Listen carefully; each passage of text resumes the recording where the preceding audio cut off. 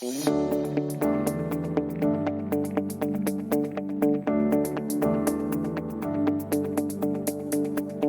ați venit la un nou episod Into a Leader's Mind, în care vă invit împreună să pătrundem în mințile celor care construiesc prezentul și modelează viitorul. Sunt Rodica Verbeniuc, gazda acestui podcast creat pe baza comunității BusinessVOICE Romania, prin care companiile și liderii acestora pot deveni mai vocali, mai vizibili și mai influenți. Doamnelor și domnilor, l-am astăzi în calitate de invitat pe Frederic Lamy, un lider cu peste 30 de ani în domeniul retail și bunuri de consum, un om care a condus transformări masive, enorme în companii de top din Europa și Asia și care în iulie 2024 a preluat conducerea uneia dintre cele mai mari companii de mobilier din România.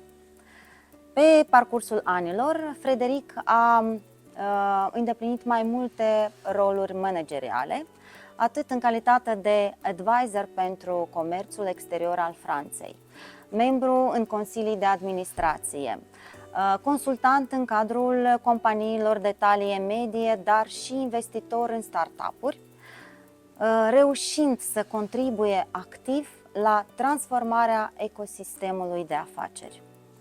Timp de 9 ani a condus Leroy Merlin în România, transformând afacerea de 20 de milioane într-un gigant de 750 de milioane.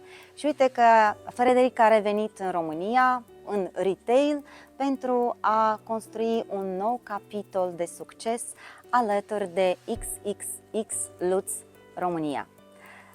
Hello, welcome Frederic, and thank you very much for accepting this invitation, and I'm delighted to have you as an invitee to my podcast. Bună ziua, Rodica. It's a great pleasure to welcome you in our main store of XxLutz Romania, and very happy to share with you all discussions and questions that you have. Romanians knows you mostly as the architect of retail network.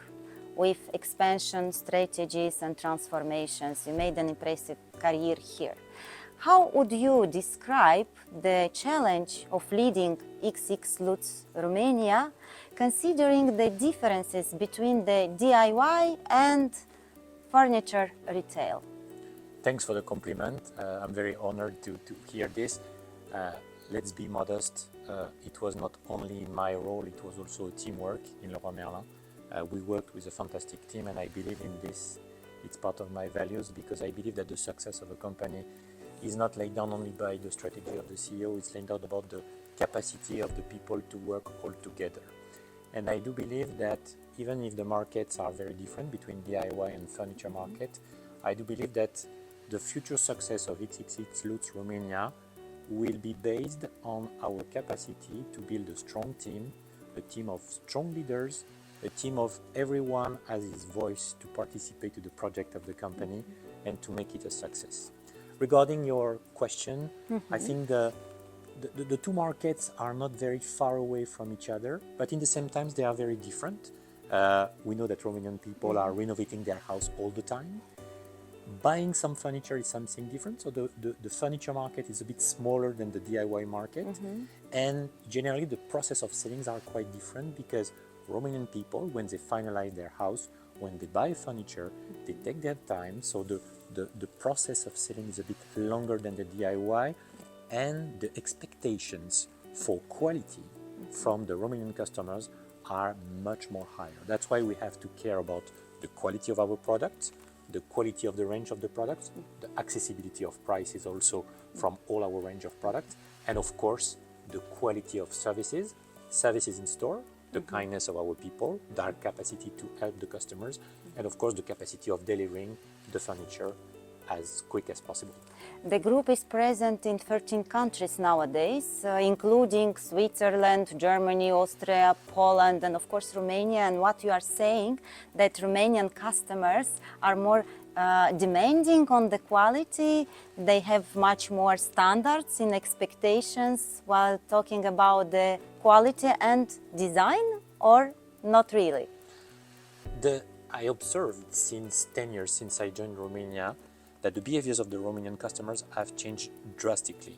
In 2014, it's not such a long time ago, the Romanian people, they were looking for very classic entry prices model. But step by step, due to the development of the economy, the growth, the development of purchasing power, the salary increase, Romanian customers became more and more exigent regarding the quality of the product. That's why I believe that all retailers should adapt to this new demand, and that's why we care a lot about the quality and the singularity of our product offer in XxLutz, because we really want to make a difference regarding this aspect for the Romanian customers.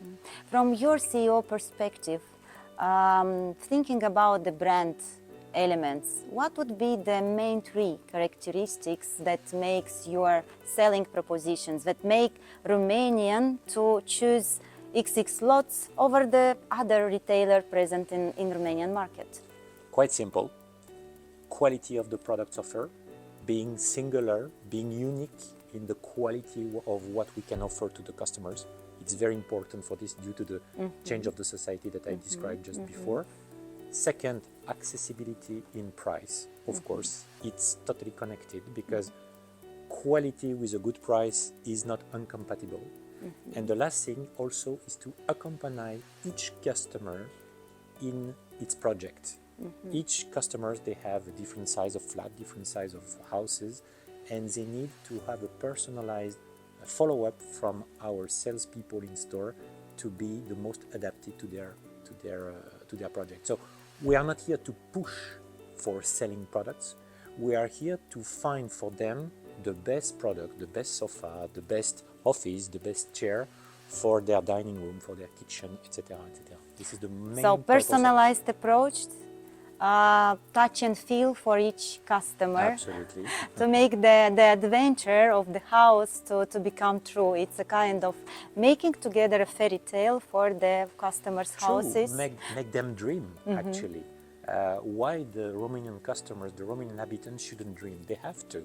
And the houses are different, as I said before, but the dreams are present in each mind. So we are here to make a dream come true with beautiful products, with long life product also, and with accessible price, of course, for them.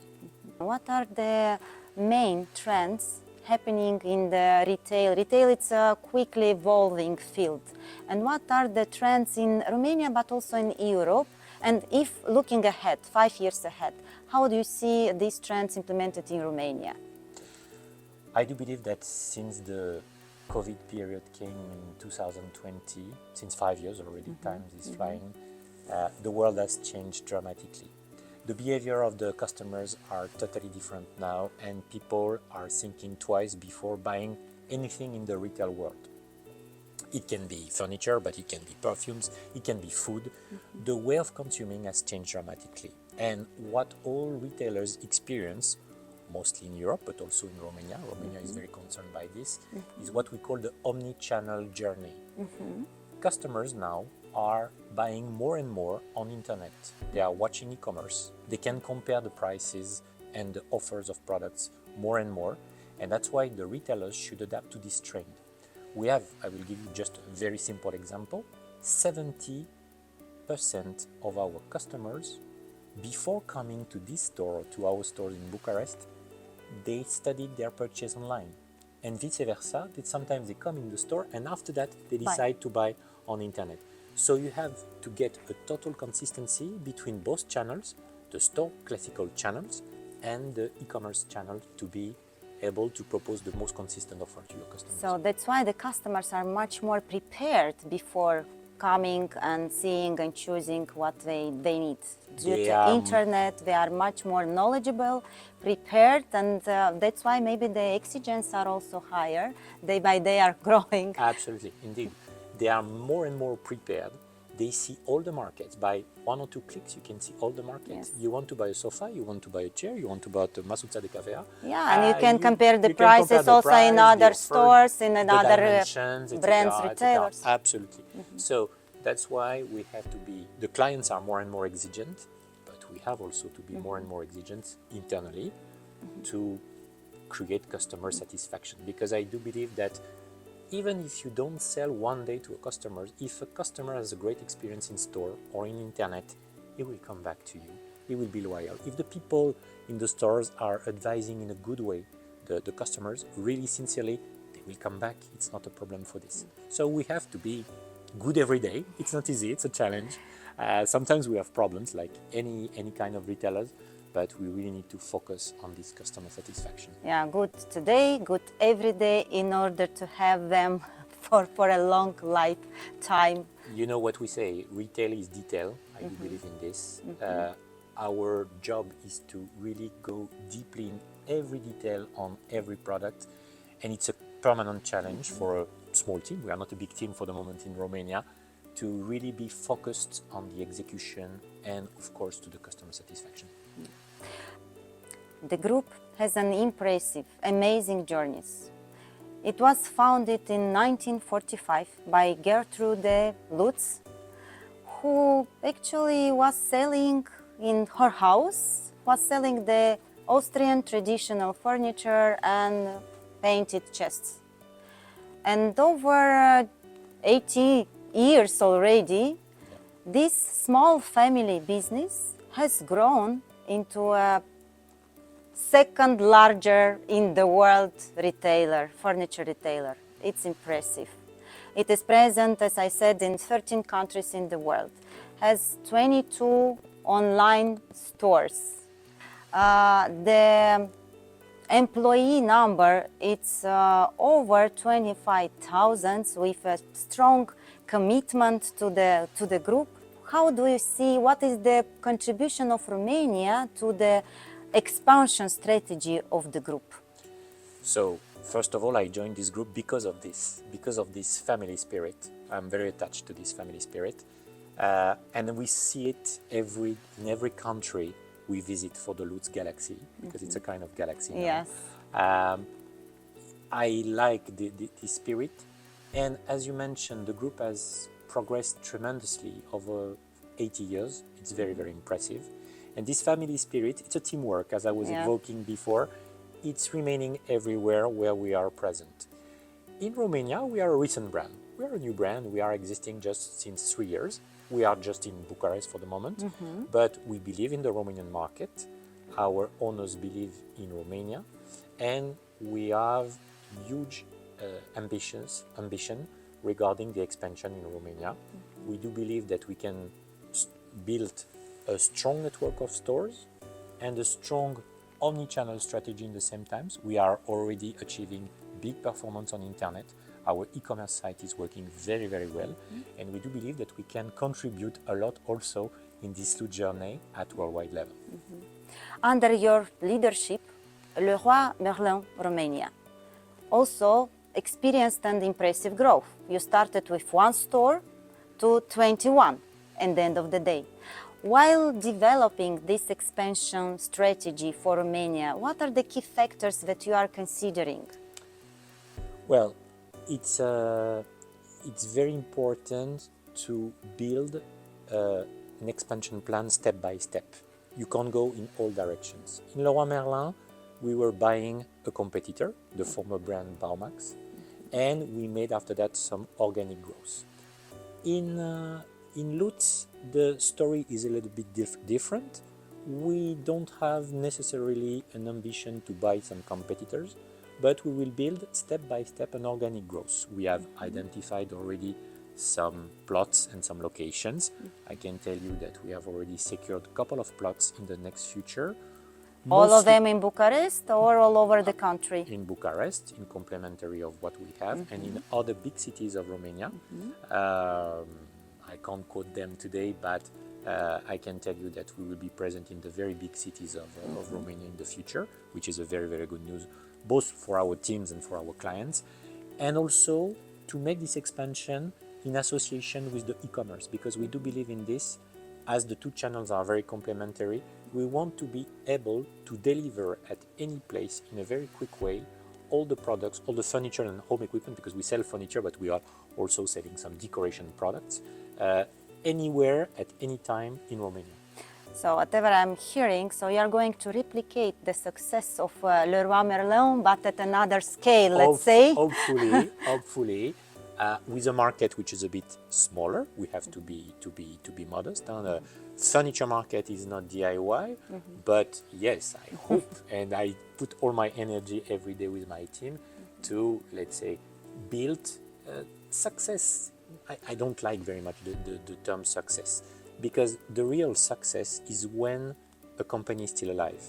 My biggest pride with Leroy Merlin is that this company is still alive with his team, continuing to develop and to continue to grow. My biggest pride with Lutz will be in 10 years' time that we will be alive in Romania, we'll continue to serve some clients, and we will create some jobs. At the end, it is as a CEO, is the biggest pride that we can have. Yes. Let's take a step back to the beginning of your career pathway. You have started your professional life in totally other field, in analytical fields. You was auditor at Arthur Andersen and as financial controller at Compaq Computer Corporation. After that, you made a remarkable transition. You changed totally, turned to retail market, a totally different, completely different world. This initial experience, it shaped you as a leader. What it was important to be taken as a takeaway for the next steps that you made? I think, as I was quoting before, as a retailer, you need consistency all the time. And I think my career hasn't been perfect. I had some success. I had some failures also. It's totally normal. It happens to anyone. And sometimes the failures can help you to grow more. But I think the consistency I had is that when I started as a financial auditor in Arthur Andersen, I was auditing some retailers. Okay. I was making some special missions about consumer goods companies. Compaq was also a consumer goods company selling to retail. After that, I worked for Dyson and we were selling to retail. After that, I had my own company. Then, actually, the journey throughout retail was a logic path in my career, totally by hazard. Even if my grandparents, they were commerciant, but it was a total hazard. My father was a banker, so it's not absolutely no link. But I think this consistency was done throughout my journey. I like this environment a lot because it's a very challenging environment. You learn every day. Very dynamic one. Very dynamic. You can't sleep on your success. This is what I really appreciate. Sometimes you are very good. Some days you don't do great performance. So ever comfort zone. Exactly. Always. You need to challenge yourself all the time. And this is the most exciting thing that I like in retail. Nothing is gained and nothing is won in retail. You have to, day by day, you learn things. Even at my age, I'm learning things every day with my team. And this is probably the most passionate part of my job. So it was not a planned shift, but it was in a way very native and organic one. Since you, as advisor, you had this aside look at the business and you understood what is about the helicopter picture that helped you in a way to be in love with and to contribute to its success. And I love the home environment. I like my home. I like the home of others. I really enjoy scanning the products. It's a real passion of products, passion of people also. I like to work with people. So it was a very good mix, and it was made as a kind of logic for my life. I'm very happy with this. But still, between Leroy Merlin and XxLutz, you also had a very interesting career turn. You worked for another important European leader, but in totally different field, in the funeral services with FunCap. Again, European leader, turnover 450 million euro. The team was over 3,000 people. Did you find any synergies between these two business models, or differences are too significant? A lot of synergies. The sector is a bit difficult because you are dealing with the death all the time, but you are dealing with families, which is very, very important, and of course customer satisfaction. When you lose someone from your family, you have to care about the person. You have to care also with the living people, with the families, and There were very big similarities. It was organized not through stores but through agencies, with people also trying to find out the best solution for the families. So I saw a lot of similarities. I was missing a bit retail, to be honest, after this experience, and I was missing also working at international level. That's why I chose to come back in Lutz Group. But still, what would be the main lesson that you took away from this experience for you? I mean, in interacting with people as a leader. I think the biggest lesson is always to care about the customer, whatever the situation is. I think this applies to each kind of industry, but being empathetic with the customers in this funeral industry, it was very, very important. But being empathetic also with Lutz customers, it's exactly the same, because you need to put yourself in the shoes of the customers all the time. And this is probably what I like the most in those different kind of experiences, even if the activity were very, very different. Being empathetic, thinking and listening all the time the people to what they need, what they have to do, etc., etc. This makes my mission passionating. Returning back to retail, which is we already mentioned, fast evolving field. Still, you manage the companies through different critical moments, different transformations, expansions. Did you ever face some resistance to the challenge, to the changes, and how did you manage to drive it, to turn actually it into competitive advantage? I think that when you want to change the things, whatever your organization, the size of organization or the environment you do, you create somehow, and it's totally normal, a feeling of scare. It's totally normal. People don't like changing. They are a bit scared about changing. What will happen to me? What will happen to my situation, etc., etc. I think I don't know if I have a very big recipe for this, but I think in those situations, as a leader, as a CEO or general manager or whoever, you need to give the sense to your team. You need to explain, why do we do that? Why is it so important that we go in this direction and that we transform the company? Because many elements, because of competitive market, because of sometimes geopolitical reasons, for many, many reasons, you need to explain. You don't have to create panic. I hate panic. I hate stress. I don't like this. It's not sane. I prefer to treat... It's not constructive to the No, business, it's absolutely destroying. not. And I prefer to encourage and to motivate my people when the success are here, but also when we don't have so much success. Sometimes a leader has to be close to his team in the bad moments also. And I do believe in this. For the transformation process, it's exactly the same. Transformation takes a lot of time. In Leroy Merlin, it was a long journey. It was complicated. In the COVID period, it was absolutely awful. Even more instability, Absolutely. unpredictability, No visibility. everything. So Absolutely. comes together. Absolutely. And the most thing it was, as a leader, I believe in that, to stay calm, to keep quiet, to have serenity, to transmit this serenity to the people, a kind of wisdom to transmit to the team, and most important, to give them the sense. Why do we do that? And this is, as a CEO, actually, I have to answer all the time, every day, to two directions. Where do we go and how do we go? Despite the period of time that you are facing. So that communication is the key, I would say, in this process. Communication, but not fake communication, authentic communication. You have to tell the truth. And sometimes in my role, it's quite difficult because sometimes you have to say no and you have to explain why. You have some leaders who say no and they stay in their position. From my side, sometimes I have to say no because it's not consistent with the business, but I'm always attached to give the sense and to explain it to my people. By the way, you have led many teams, multicultural teams, I would say, in France, in Turkey, Indonesia was also a short experience, and Romania.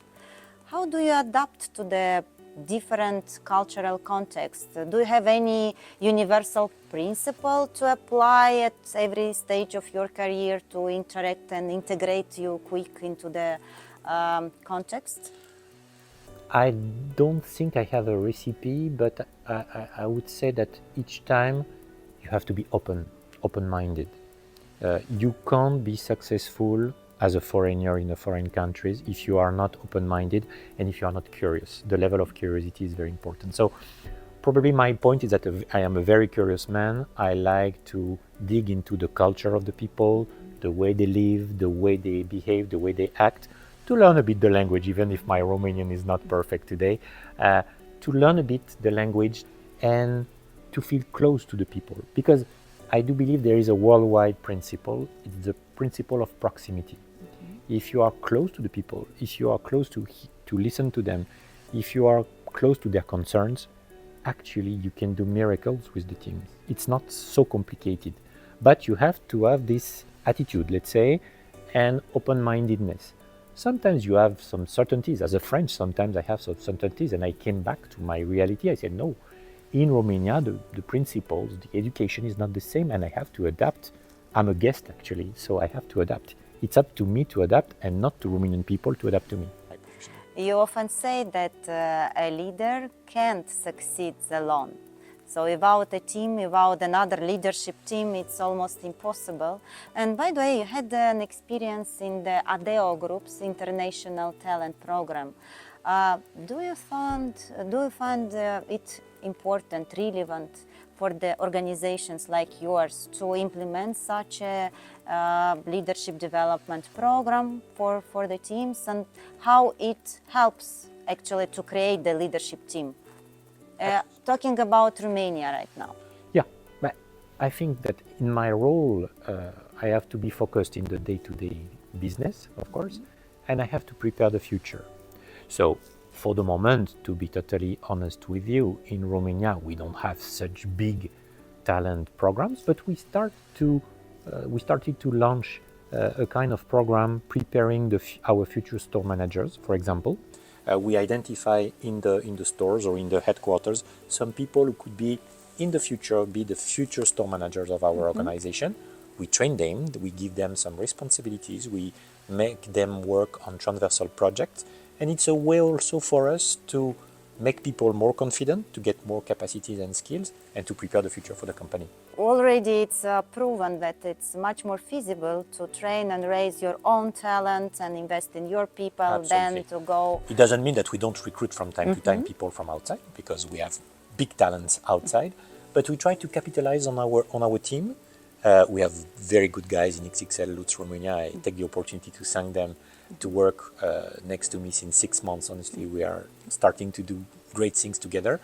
But I think it's the most important also is to capitalize on them and to give them our trust and to say we believe in you and we believe that you can do better and more in the future. So you already mentioned that retail is a very dynamic and fast-changing field. And looking into that, doesn't matter, it is about digitalization, it's about logistics or consumer behavior. So all the aspects are covered by this dynamic approach. What would be the most important, according to your opinion, innovation that you had implemented in the company, in the organization?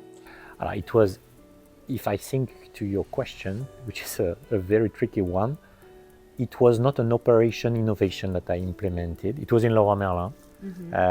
I'm quoting a lot this brand, but I love that. And 15 years in the total group. The biggest innovation we made with my team is to transform a store into an hospital during the COVID time. At the beginning of the COVID time, it was a big panic in the world. It was also a panic in Romania, and the hospitals in Romania were totally in panic, not being able to face a lot of patients. Of the Exactly. And the idea didn't come from me. I just said, okay, we go for it. We thought about creating a space to receive some patients affected by the COVID disease. And we had a store in Leroy Merlin, which was totally empty and was just used for logistic operations. And we decided to transform it in an hospital. So probably I could have told you that, okay, I equipped my guys with smartphones and so on, but this for me was a real true innovation useful for the society, useful for the Romanian country, and it was also not dealing with profits. I do believe that sometimes a company shouldn't think necessarily every day to the profit. I think we can be useful also to the world and to the society. And it was the innovant part of what we did. We did this transformation in just 12 days. It was incredible. We called 50 companies to help us to renovate the store. We put some beds and we received roughly more than 2,500 patients in that time, which was a bit critical. Yes, and I think the number. teams inside Leroy Merlin, they were super proud of this actually, and they saw that the company were not always also thinking about the sales, the profits and so on. We do, it's our job, but sometimes to be useful also to the country. Yes, and it's about the philosophy approach of caring about the people. If you care about the people, it means you care about the employees, you care about everything. It's a kind of value that is replicated in different aspects of the business. I had a former boss. He was always saying two things very important, which is very strong and who had a strong impact on me. He was saying that in the professional field, you have to treat your clients as you would like to be treated as clients, and you have to treat your people as you would like to be treated by your own boss. And this is what I try. I say I try because there are some days I don't manage to do it perfectly, but let's treat our customers as they would like to be treated like us, and let's treat our people, our teams, as we would like to be treated by my own boss. When my boss is telling me that she trusts me, I feel a high level of energy. And I think that when I say to my guys that I trust them, and I do believe in them, I think it gives them a bit of energy and they try to raise mountains for the company. This is the most important thing, by the way. So basically, during COVID, you also offered the house, a home to the people, but another type of home. It's a hospital, also caring hospital, exactly. And a home, very, very important one at that critical moments. You have mentioned in one interview that sometimes the best lessons come from failures.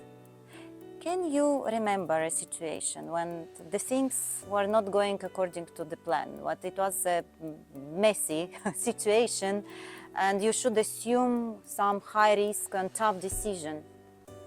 Which one was this and how did you manage to face the pressure?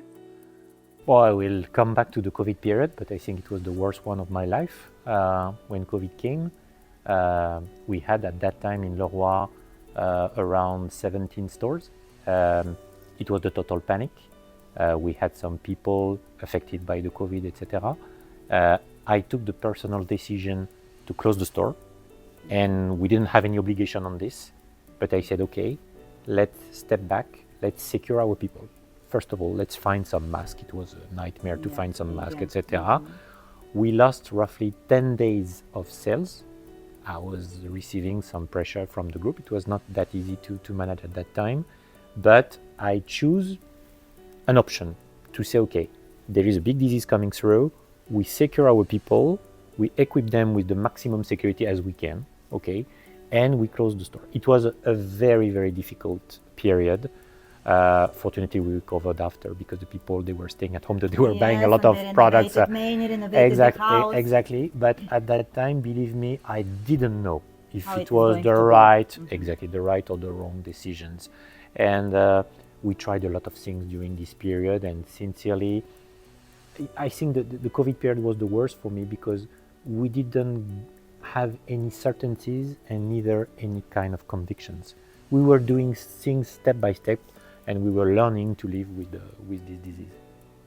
I should mention that you are a very charismatic and active person, leader, both in social life, in professional life, from whatever you are telling to me.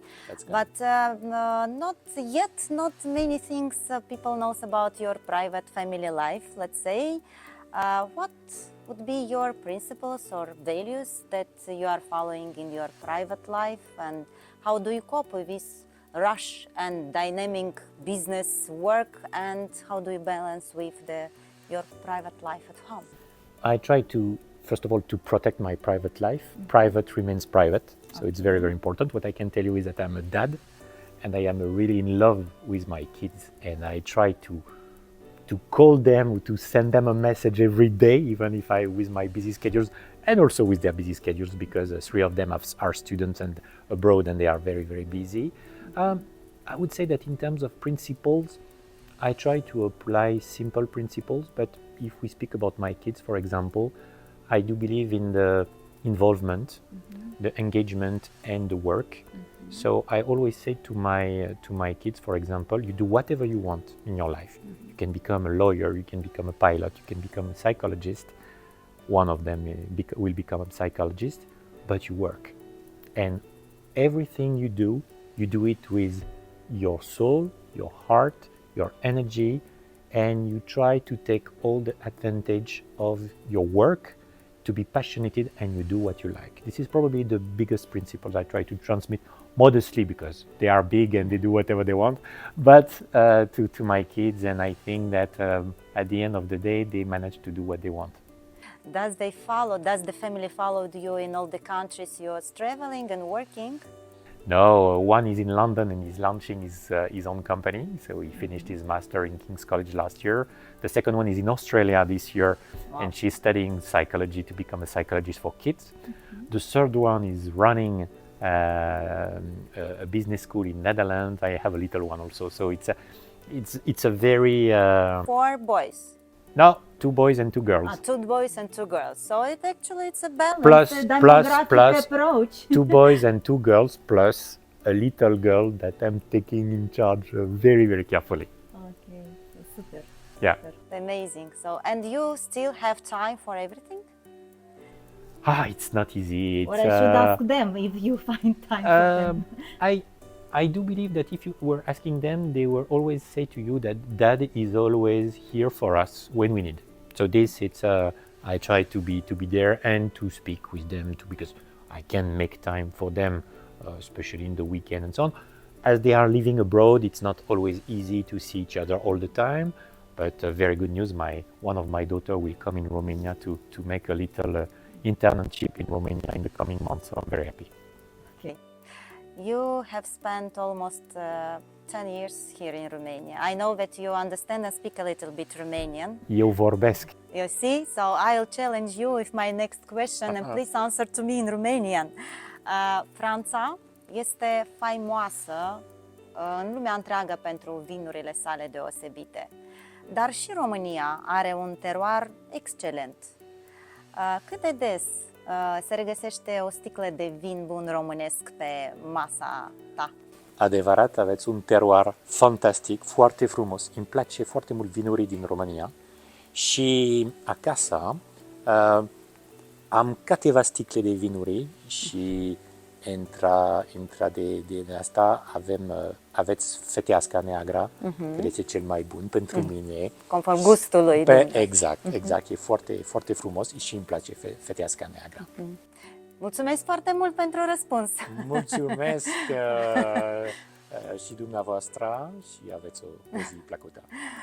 I know that you also received the Chevalier title connected to the winery world. If you can a little bit unveil how it happened, how you receive it, for what you receive it. It's a good anecdote. It was 15 years ago, a dinner with some friends, and I'm very fond of Burgundy wines in France. I love Burgundy wines. They have a special taste. It's corresponding to my taste. And we having a dinner with some friends. Someone started to criticize the Burgundy wine, saying they are not tasty. And I said, I'm sorry. I defended my convictions. Sorry, but I disagree with you. Burgundy are probably the best wines in the world. And there was one guy there. He called me a couple of days after. He said, the way you defended the Burgundy wine was amazing. And I would like to propose you to become a knight of the Tastevin house in France. So we are 10,000 ambassadors of Burgundy wines in the world, and I'm one of them. Bravo. So from a small dispute, sometimes conflicts can generate good ideas. Good ideas, Yeah. and sometimes even title and medals and respect. Exactly. Thank you so much for this very insightful and friendly conversation that you had. But before we wrap up, I have another challenge for you. I would like to make a blitz interview with you, so I'll tell 10 sentences that I'll ask you to complete the sentence, but spontaneously. Okay. Are you ready for? Ready.